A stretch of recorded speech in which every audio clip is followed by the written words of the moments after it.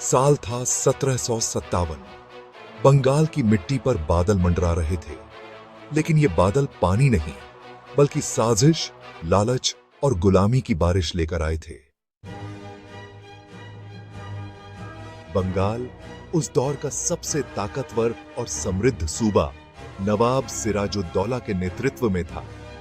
एक ऐसा नवाब जो युवा था मगर जज्बे और हिम्मत से भरपूर। लेकिन बंगाल की दौलत पर बुरी नजर पड़ चुकी थी ब्रिटिश ईस्ट इंडिया कंपनी की। यह कोई व्यापारिक कंपनी नहीं थी, ये वो लुटेरे थे जो व्यापार के बहाने तलवार लेकर भारत को गुलाम बनाने का इरादा लेकर आए थे। सिराजुद्दौला ने जब देखा कि ये अंग्रेज केवल व्यापार नहीं बल्कि कहले बना रहे हैं, तो उन्होंने चेतावनी दी। अंग्रेजों ने नहीं मानी और नवाब ने कलकत्ता पर चढ़ाई कर दी। अंग्रेजों को वहां से निकाल बाहर किया। यह काम सिराजुद्दौला ने बिल्कुल सही किया, लेकिन यही उनके खिलाफ एक बड़ी साजिश का बीज बन गया। ईस्ट इंडिया कंपनी ने जवाबी योजना बनाई।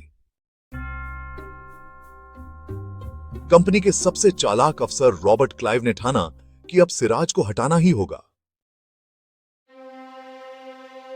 उसने नवाब के ही सेनापति मीर जाफर को लालच दिया, अगर तू नवाब बनना चाहता है तो हमारे साथ मिल जा।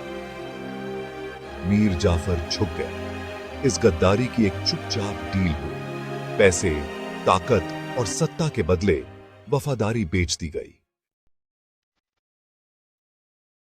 23 जून 1757 को प्लासी के मैदान में भारत की किस्मत का फैसला होने वाला था। एक तरफ थे नवाब सिराजुद्दौला 50,000 सिपाहियों की भारी फौज के साथ, दूसरी तरफ थे अंग्रेज मात्र 3,000 सैनिक, लेकिन हरकतें शैतानी। जंग शुरू हुई, तोपें दागी गईं। लेकिन तभी मीर जाफर की फौज खामोश खड़ी रही। न कोई वार, न कोई बचाव। नवाब अकेला रह गया। उसके बहादुर सैनिक शहीद हो रहे थे और अंदर से उसकी ही सेना खामोशी में उसे धोखा दे रही थी। अंत में सिराजुद्दौला हार गया। वो नवाब जो अंग्रेजों को झुका सकता था, अपने ही लोगों की गद्दारी का शिकार हो गया। प्लासी की इस हार के साथ ही भारत की हुकूमत का तख्त डोल गया। ईस्ट इंडिया कंपनी को एक दरवाजा मिल गया, बंगाल से दिल्ली तक पहुंचने का।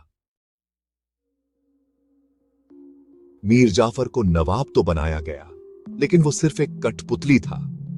असल हुकूमत अब अंग्रेजों के हाथ में थी। यही थी प्लासी की जंग, एक ऐसी जंग जिसने भारत की आजादी की चाबी उनसे छीन ली जो इसे बचा सकते थे।